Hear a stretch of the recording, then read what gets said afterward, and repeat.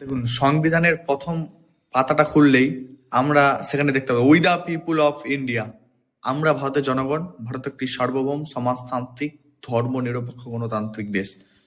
আর এই দেশের মধ্যে যারা একের পর এক দাঙ্গা লাগানোর চেষ্টা করছে, আর দেশের মধ্যে যারা এই কথাটাকে উচ্ছেদ করার চেষ্টা করছে, মনে রাখবেন আসল পক্ষে তারাই দেশদ্রোহী। বিভিন্ন রকম চাল খেলছে, মানুষে মানুষে বিবাদ করছে।